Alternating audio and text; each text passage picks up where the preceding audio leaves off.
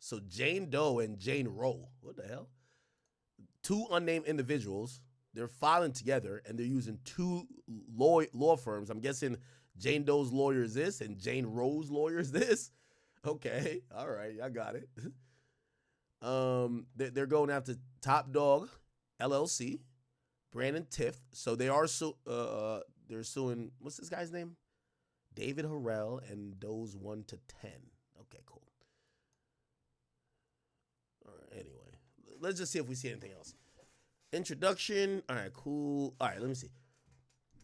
I don't even know no girls that work at TDE like that, but who knows? There's always a girl doing digital or PR or some shit.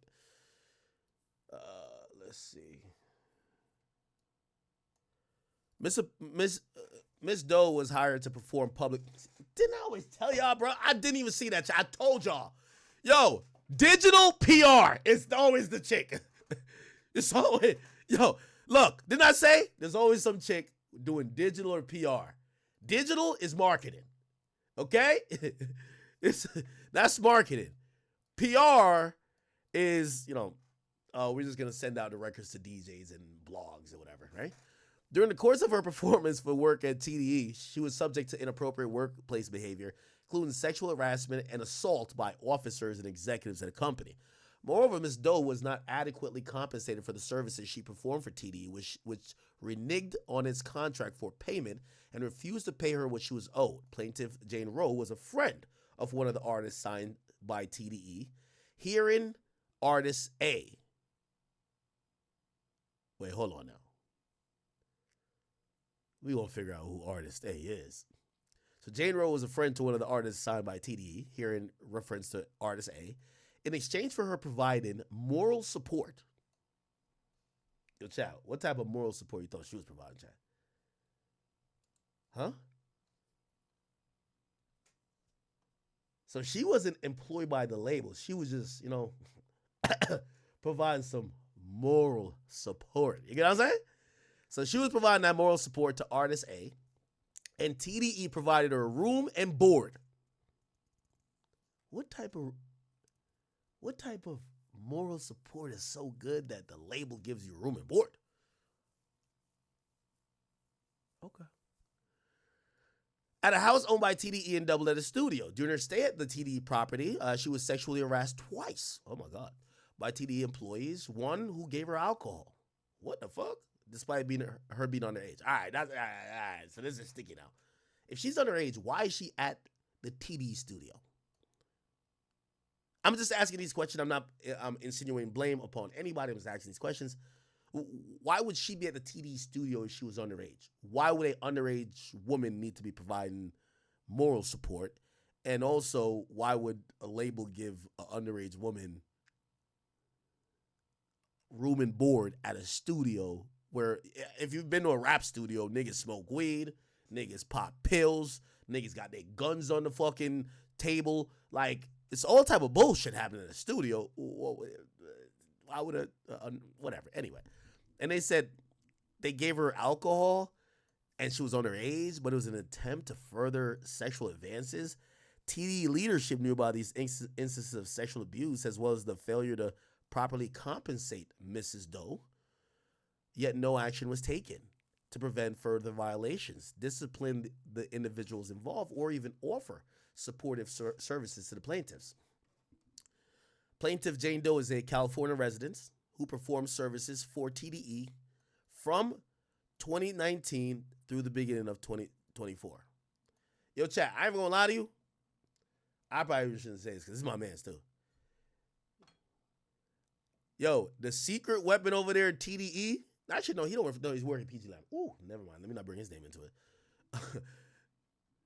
Yeah, because Kendrick right now got like the best digital nigga in the game. That's a fact. I would definitely say that. Okay, cool. But that's PG Lang, not TDE. Okay, so this is some TDE shit. Who the hell does digital for TDE? I don't know. Anyway, so she said she was working there from 2019 to 2024. She's an Arizona resident who was sexually harassed by TDE employees between 2020 and 2021 while living in a home provided by TDE. Okay. Defendant Top Dog LLC is a California corporation. We know about that. Defendant Brandon Tiff, this is Chief Marketing Officer, know about that. This is the President, we know about that. And Defendant David Harrell is an employee that resides in Los Angeles County. The true names and capacities of those 1 through 10, inclusive, are known to the plaintiffs. All right, okay, let's go to factual allegations. In 2017, Top Dog's son started speaking with this Miss Doe about joining TDE to handle public relations and branding marketing. In 2019, he formally engaged her services to work with artist A, agreeing to compensate her at a monthly rate. TDE did not compensate Miss Doe at the agreed upon rate, and finally, in May 2020, defendant Tiff Jr. acknowledged that the final constraints had prevented him from properly compensating her as agreed. Instead, he offered her a co-management position for artist A, including an exchange for 10% of management fees. That is 10% of total compensation the artist received upon signing a record deal. And then Miss Doe and Top Dog's son agreed that this 10% would be consideration for past and uncompensated services that Miss Doe had performed for TDE. In March of 2023, artist A signed a deal with Warner Records for a multi-platinum. Okay, so this is telling us. Okay, so we're gonna find out who this person is in a second. In March 2023, signed a deal with Warner. TDE signed deal with Warner. Let's see which artist. We're going to find out which artist. Is it this? What is this? Who the fuck is this? Warner Records signs alt pop singer Alameda? Oh, it could be this one. Okay, let's put her name to the side. Okay. TDE and Warner sign Alameda, but this was 2023. Okay.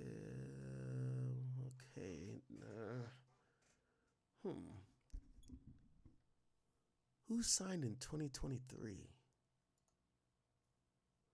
Let's just keep going back. We'll find some shit. Don't you worry. It got to be a TDE joint Warner situation in 2023. Huh. Is that? Maybe it's that person. It just got reported late.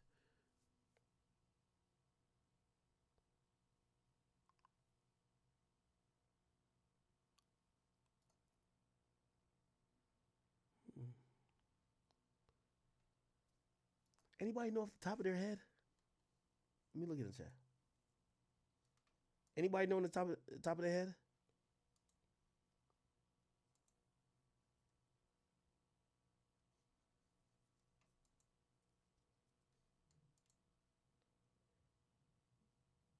Anybody?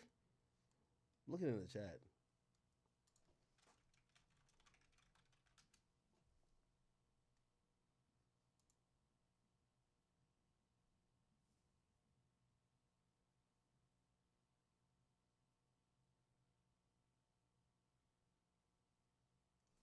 Anyway, I don't know. I was just trying to look at the chat. Okay, cool.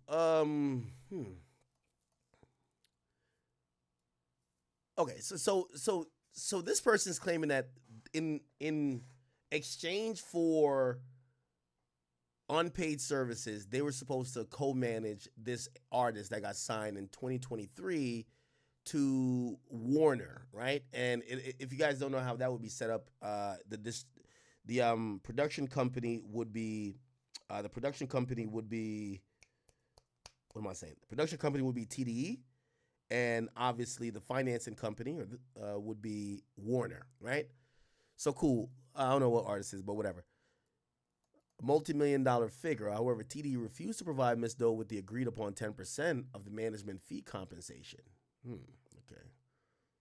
Now, this is where Jane Doe claims she was sexually battered. In January 2021, she was the victim of sexual battery perpetuated by Brandon Tiff. Defendant Tiff made unwelcome sexual advances, forcibly removed her clothing, and attempted to engage in sexual intercourse and oral sex without consent. What the fuck? Ms. Doe was subjected to ongoing sexual harassment by defendants Anthony Tiths Jr. throughout her tenure, providing services from TDE. This harassment include unwelcomed. Oh, I can barely see it. Unwelcomed romantic overtures and inappropriate comments suggesting she utilized sexual favors for professional gain. And the unsolicited sharing of explicit materials, including a video of an individual engaged in intimate activities with another woman. Okay, I don't know what they're trying to say. Video engaging in intimate. Is it a video of her?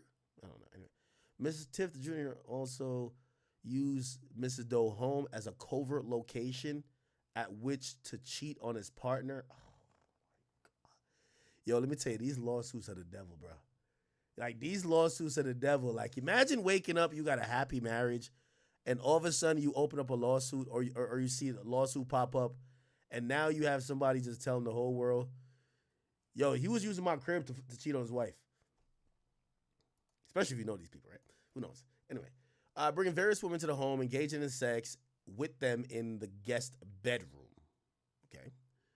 In late 2020, and this is the sexual harassment of the person that claimed they were underage. Let's hear this. In late 2020, Plaintiff Rowe, a friend of Artist A. So basically, whoever Artist A is, one person was supposed to manage Artist A, and this other person was managed by Artist. One person was supposed to manage Artist A, and the second one is just a friend, the moral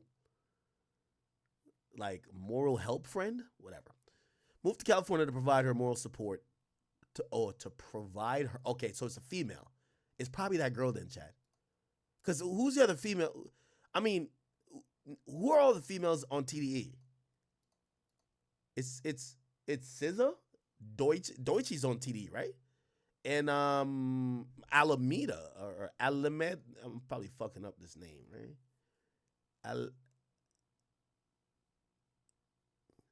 Alameda. Yeah. Yeah. So whatever. Anyway. So it says she moved to California to provide her moral support in her career. TD considered this a valuable service, and in exchange for her support of Artist A, TD provided her with a room and board in a TDE-owned property. While residing there, Ms. Rowe was subjected to multiple instances of sexual harassment and assault by TDE employees. In November and December 2020, a TDE employee known as B-Dog approached Mrs. Rowe from behind in the kitchen and without consent, rubbed his erect genitalia against her buttocks on 2 separate occasions. In January 2021, and defendant David Harrell was asked by Artist A to drive Miss Rowe to the TD studio. On the way, Mr. Harrell stated he needed to stop and was asked by Artist A to drive. What? Oh, so the artist asked one of the workers to drive Miss Rowe to the studio, and while driving her to the studio, he said he needed to stop and grab some documents for the president. After bringing her inside, he coerced her into consuming an alcohol beverage, despite knowing she was okay. So it's not under, at least for what we know now, it's not under the age of 18, just under 21. After Mr. Rowe had consumed the beverage, Mr. Rowe started taking off her clothes without consent in an attempt to force himself into engaging into sexual activity with her. She was able to escape and ran out the home. Okay, so those are the allegations. Then we're gonna see. Okay, this is sexual harassment. Then battery. Then assault. Okay. Then negligence. Then breach of contract. Okay. All right, man. I don't know, man. Could be true, could be fake. Like, I do think these lawsuits have a very upward battle to fight.